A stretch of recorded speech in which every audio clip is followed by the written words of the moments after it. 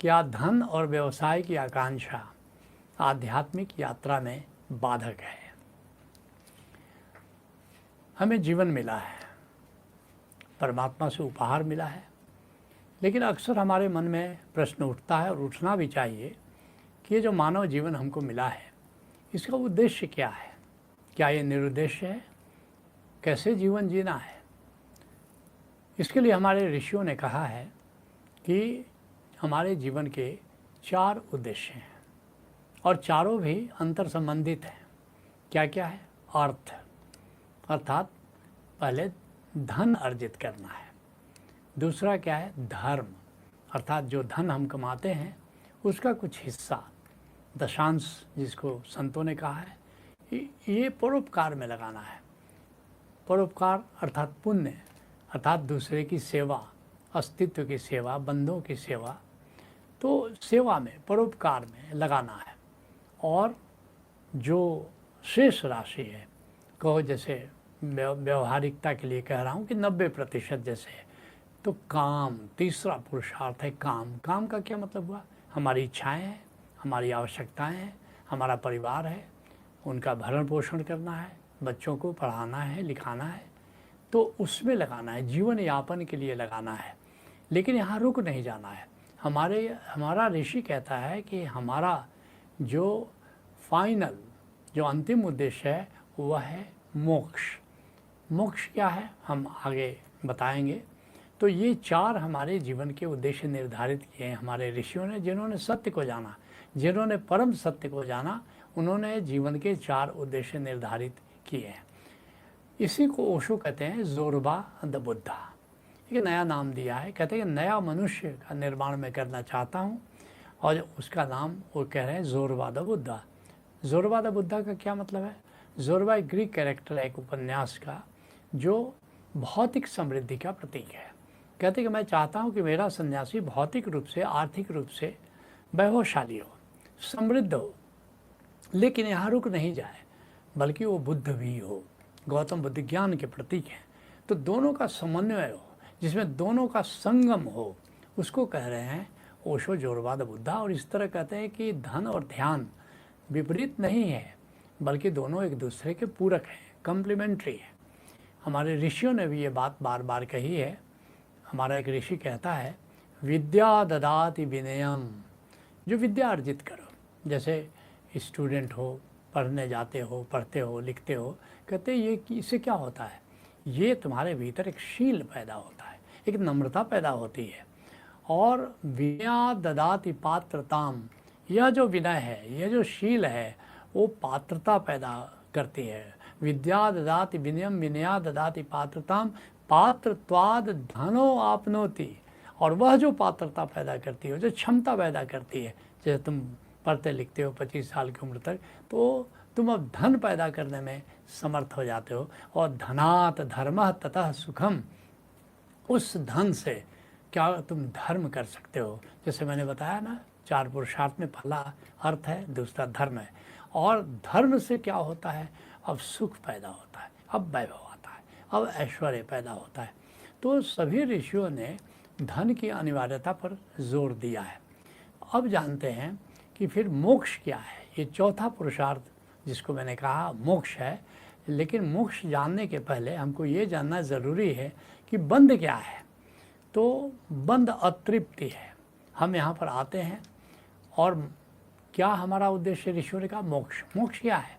अब हमको अपने सुख के लिए बाहर किसी चीज़ पर निर्भरता की ज़रूरत नहीं है। हम भीतर तृप्त हैं, हम तृप्त हैं। अब भाग दौड़ नहीं है, अब कोई मृग मरीज का नहीं है। परमात्मा ने जो जितना दिया वो काफ़ी है, और भीतर ही आनंद है। उस आनंद को, उस तृप्ति को जब आप जान लेते हो, तो उसको कहते हैं आत्मतृप्ति। उसको कहते हैं आत्मतृप्ति कहते हैं। तो जब तक वो तृप्ति न मिल जाए, तो हमारे जीवन में 6 विकार पैदा होते हैं, 6 बंध पैदा होते रहते हैं। क्या है? काम है, क्रोध है, लोभ है, मोह है, ईर्ष्या है, द्वेष है। ये 6 बंध हैं। लेकिन ये 6 बंध का जो कारण है वो क्या है? अतृप्ति है। इसलिए मोक्ष को इस तरह भी परिभाषित कर सकते हो, आत्मतृप्ति ही मोक्ष है। जिस दिन हमारे जीवन में तृप्ति आ जाएगी, भीतर के आनंद तत्व से हम परिचित हो जाएंगे, उस दिन तुम तृप्त हो गए। और जब तृप्त हो जाएगी तो तुम्हारे जीवन से ये काम, क्रोध, लोभ, मोह, ईर्ष्या, द्वेष यूँ ही विदा हो जाएगा। तो इसलिए ये मोक्ष जो है, इसी को हमारे ऋषियों ने, संतों ने परम धन कहा है, परम धन कहा है, और इसी को परम स्वतंत्रता कहा है। तो एक तरह से मुक्ति, मुक्ति का क्या मतलब हुआ? स्वतंत्रता, परम स्वतंत्रता, जिसको अष्टावक्र कहते हैं, जनक से कहते हैं कि जनक तात स्वतंत्रता आखिरी योग है। योग में चलो और सब योग के आयाम है, लेकिन अंत में हमको पूरी तरह स्वतंत्र होना है, परम स्वतंत्रता प्राप्त करनी है। परम स्वतंत्रता का क्या मतलब हुआ? परम स्वतंत्रता का मतलब हुआ कि अब हम इस लोक में, पृथ्वी लोक में आने जाने के लिए भी स्वतंत्र हैं। आने जाने के लिए, कि ये हमारी स्वतंत्रता नहीं है, क्योंकि हमें एक यांत्रिक रूप से, एक प्राकृतिक नियंत्रण के तहत आते हैं, यहाँ जीवन जीते हैं, फिर अपना स्पिरिट वर्ल्ड में चले जाते हैं। यहाँ आते कुछ नया पाठ सीखते हैं, लेकिन जब तक हम आनंद का अंतिम पाठ ना सीख लें, तब तक ये आना जाना जारी रखता है। जिस दिन हम आने जाने के लिए भी स्वतंत्र हो जाए, तो हमारी जब इच्छा होगी तब हम यहाँ पर आएंगे, और तब जा कर के समझ लेना कि मोक्ष प्राप्त हुआ। तो उसी की ओर अष्टावक्र इशारा कर रहे हैं। तो इसलिए ऐसा जीवन क्रम है, जिसको कह सकते हो कि जीवन में ये जो अब तक सामान्यतः हमारे जो मनोविद हैं, वे भी, जैसे स्टीफन आर्कावी कहता है और ओशो ने भी इस बात को समझाया है कि जैसे हम आते हैं जीवन का प्रारंभिक चरण में, क्या होता है? हम परतंत्र होते हैं, डिपेंडेंट होते हैं, अर्थात कि हम ना कहने के लिए स्वतंत्र नहीं होते, हमें हर बात में हाँ कहना ही पड़ेगा। और फिर तो अगला चरण में क्या होता है? हम इंडिपेंडेंट होते हैं। इसलिए हर बच्चा इंडिपेंडेंट होना चाहता है, अगले पड़ाव तक की यात्रा करना चाहता है, अर्थात कि अगले वो परतंत्रता से स्वतंत्रता की यात्रा में जाता है। अर्थात जब वो ना कहना चाहता है तो ना कहता है, वो ना कह सकता है, लेकिन बातें ही नहीं रुकती। तीसरे चरण में हम इंटरडिपेंडेंस में जाते हैं, परस्पर निर्भरता में जाते हैं, और वहाँ पर हम ना कहने के लिए स्वतंत्र होते हैं, लेकिन हम प्रेम के कारण हाँ बोलते हैं। तो ये बड़ा हायर स्टेज है। लेकिन ऋषियों ने कहा इससे भी एक और हायर स्टेज है। ये तो जीवन की स्वतंत्रता की बात है, ये महाजीवन की स्वतंत्रता की बात नहीं है। हम आने जाने के लिए कब स्वतंत्र होते हैं? जिस दिन आने जाने के लिए, आवागमन के लिए हम स्वतंत्र हो जाते हैं, जब चाहे आए और जब चाहे जाएं, उस स्थिति को मोक्ष कहते हैं। तो अब पूछा है कि धन और व्यवसाय की आकांक्षा आध्यात्मिक यात्रा में बाधक है या नहीं। तो पहले तो ये जाने कि ये जो, ऐसा नहीं कि बाधक है और सहायक है, दोनों ही है। कहीं सहायक है और कहीं बाधक है। तो कब सहायक है और कब बाधक है, इसके जानने के लिए ज़रूरी है कि हम ये जानें कि इस युग में एक बहुत बड़ा मनस्विद हुआ, उसका नाम अब्राहम मैस्लो है। वो कहता है कि जब जीवन में आए हैं हम, तो जीवन की 7 मूलभूत आवश्यकताएं हैं। क्या आवश्यकता है? जैसे पहली आवश्यकता है कि हमको रोटी, कपड़ा, मकान चाहिए, भौतिक आवश्यकता है।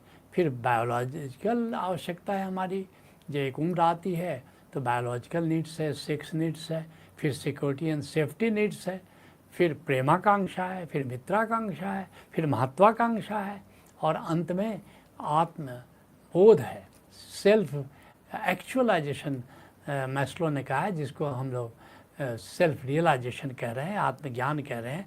तो इसकी पूर्ति के लिए हमको धन की ज़रूरत पड़ेगी। भौतिक आवश्यकता है, भोजन चाहिए, मकान चाहिए, कपड़ा चाहिए, तो धन तो चाहिए। तो इन आवश्यकताओं की पूर्ति के लिए हमको धन चाहिए, तो धन अनिवार्य है। तुलसीदास कहते हैं कि दरिद्रता तो अभिशाप है। कहते हैं तुलसीदास, नहीं दरिद्र सम दुख जग माही, आ संत मिलन सम सुख कछु नाहि। सबसे बड़ा दुख है दरिद्रता, धनाभाव, और सबसे बड़ा सुख है किसी संत से मिलन हो जाए, सदगुरु से मिलन हो जाए। कबीर साहब भी कहते हैं, साईं इतना दीजिए जामे कुटुंब समाए, और मैं भी भूखा ना रहूं साल न भूखा जाए। कबीर साहब खुद कह रहे हैं कि धन तो दो, इतना तो दो कि हमारा जीवन चले, और कोई अतिथि आ जाए, कोई मेहमान आ जाए, कोई साधु आ जाए, तो हम उसका स्वागत कर सकें। हमारे एक ऋषि ने 5 महासुख की बात की है। अर्थागमो नित्यम, रोज कुछ धन की प्राप्ति हो। अरोगिता च, स्वस्थ रहे, क्योंकि स्वस्थ रखने के लिए भी तुमको धन की ज़रूरत है।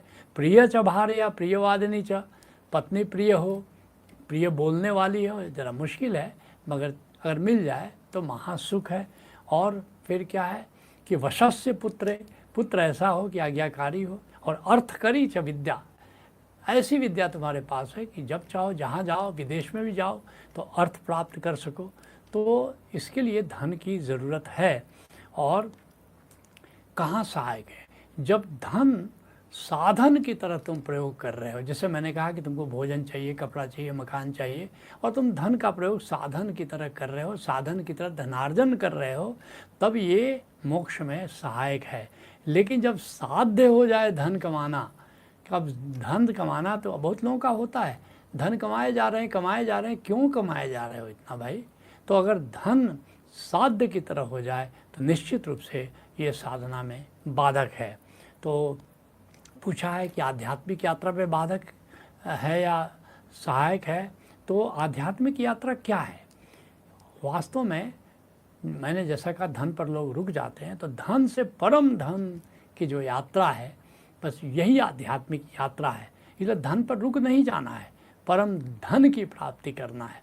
ये आध्यात्मिक यात्रा का परम उद्देश्य है, जिसके लिए कबीर साहब कहते हैं, आगे के कछ तुल्हा बांधो, क्या भरोसा धन का, यहीं हमेशा नहीं रहना है, आगे जाना है महाजीवन की यात्रा पर। ये धन वहाँ काम नहीं आएगा, तो वो वहाँ पर क्या काम आएगा? नाम की पूंजी अर्जित करो, कुछ ज्ञान अर्जित करो, ये महाजीवन की यात्रा में काम आएगा। कबीर साहब अन्यत्र कहते हैं, जो सुख प्रभु गोविंद की सेवा, असो सुख राज न लहिए। गोविंद के सुमिरन में जो मज़ा है वो राजपाट में नहीं है। कहते हैं, हमरा धन माधव गोविंद धर निधर, यह सार धन कहिए। गोविंद को जानते हो, गोविंद को प्रेम करते हो, ये सार धन है। अगन न दहे पवन नहीं मगने, वो सार धन कैसा है, वो परम धन कैसा है? अग्नि नहीं जला सकती, उसको हवा तोड़ कुछ बिगाड़ नहीं सकता, तोड़ फोड़ नहीं कर सकता। और तस्कर नेर ना आवे, कोई डाकू चोर लुटेरा उसको नहीं ले सकता। कहते हैं, राम नाम धन कर संचवनी, सो धन कतही न जावे। वह राम धन परम धन है, एक बार आता है तो जाता नहीं है। कहे कबीर मदन के माते, हृदय देख विचारी। कहते हैं, वासनाग्रस्त लोगों सुनो, अपने हृदय में विचार करो। तुम घर लाख कोटि अश्वहस्ती, हम घर एक मुरारी। तुम्हारे घर में होंगे लाखों घोड़े, पुराने ज़माने की उपमा है, घोड़े होंगे, हाथी होंगे, लेकिन हमारे घर में तो केवल गोविंद है, उसी पर हमको नाज है, वही हमारा धन है। जिसको बुल्ला साहब, गुलाल साहब के गुरु हुए, बड़े प्यारे अंदाज में कहते हैं, अधम अधीन अजाति मुल्ला। कहते हैं, देखो मैं तो नीच जाति से हूँ, मैं तो गुलामी करता हूँ किसी और की। गुलाल साहब की गुलामी करते थे, बाद में उनके गुरु हुए। कहते हैं, नाम से लवलीन, लेकिन हमेशा नाम के सुमिरन में रत रहता हूँ। अर्थ धर्म और काम मोक्षे आप ही पद दीन। लेकिन प्रभु की ऐसी कृपा बरसी कि मुझे अर्थ भी प्राप्त हुआ, धर्म भी प्राप्त हुआ, काम भी प्राप्त हुआ, मोक्ष भी प्राप्त हुआ, और अंत में तो आपने पद दीन, अंत में तो परम पद भी मुझे प्राप्त हो गया। तो इस तरह कह सकते हो कि आध्यात्मिक यात्रा में परम पद आखिरी पड़ाव है, धन पहला पड़ाव है। तो इस तरह कह सकते हैं कि धन या अर्थ, जिसको कहते हैं अर्थ, धर्म, काम, मोक्ष और अंत में परम पद, ये 5 पड़ाव है। लेकिन यह भी मंजिल नहीं है, मंजिल है चरैवेति, चलते चलो चलते चलो चलते चलो, सांस सांस सुमिरो गोविंद। यही है यही आध्यात्मिक यात्रा का शिखर। अब चर्चा को वहीं विराम देते हैं। हरि ओम तत्सत।